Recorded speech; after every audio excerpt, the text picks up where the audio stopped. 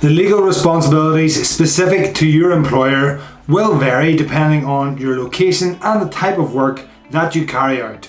However, with that said, regardless of where you are located, there are an increasing, broadly accepted set of expectations when it comes to your health and safety in the workplace. We picked out our top 5 to give you a good idea of the typical responsibilities for employers. Here we go. Number 5, first and foremost, is simply to provide a safe place of work.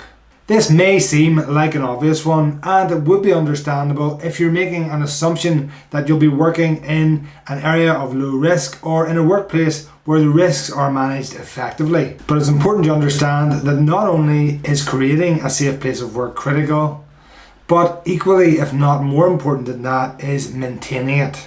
It's always useful as an employee to stay aware of what the present condition of your workplace is at any moment in time. This includes the provision and cleanliness of welfare facilities and the maintenance and servicing of plant and equipment, for example. The next one then is carrying out risk assessments.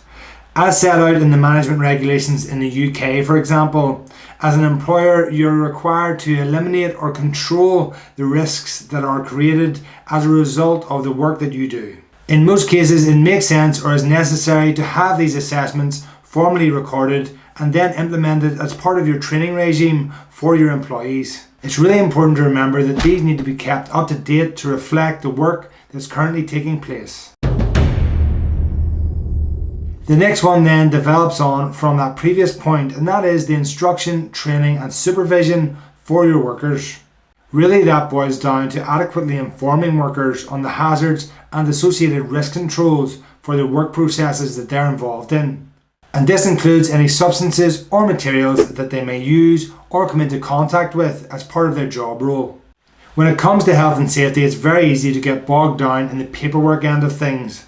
But ultimately, it means very little if there isn't adequate instruction, training, and where appropriate, supervision to ensure that your people know what they should be doing and how to do it safely. The next key responsibility is making sure you have competent advice for health and safety. This relates to making sure that you formally appoint someone, and that can be someone internally or externally, that has the right skill set and experience to help you manage your health and safety arrangements. For many businesses, it makes sense to use existing resources and experience, perhaps with a little extra training, and appoint somebody internally to help you manage that health and safety function for the organisation. If the business is a bit bigger, growing fast, or just has a high risk profile because of the industry that it's in, you may want to consider appointing external expertise just to perform that competent person role for the business. And last but not least, a really important aspect, and that is consulting your workforce. We've already mentioned the importance of instruction, training and supervision, and that certainly is part of this same equation. But what we're referring to here is that the business is consistently and effectively informing employees on important issues or significant changes within the business that relate to health and safety.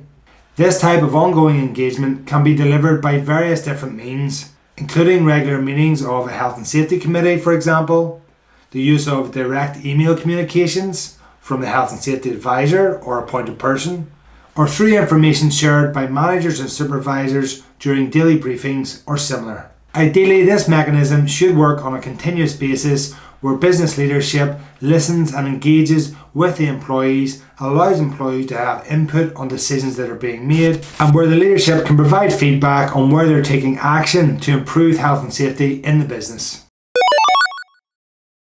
And we've thrown in a bonus one here that we don't want to forget about, and that is accident and incident reporting. Here in the UK, your responsibility as an employer is to make sure you report on specific accidents, illnesses and dangerous occurrences. In other words, you're obligated to report on certain instances where harm has been caused or harm could have been caused within your workplace environment. So it's important to understand the specific recording and reporting obligations for your business in your location. That's it for our summary on the typical responsibilities for employers that we would see in regulations such as the management of health and safety at work regulations here in the UK. We'll leave some links relating to similar guidance for different countries if you want to dig deeper into the subject.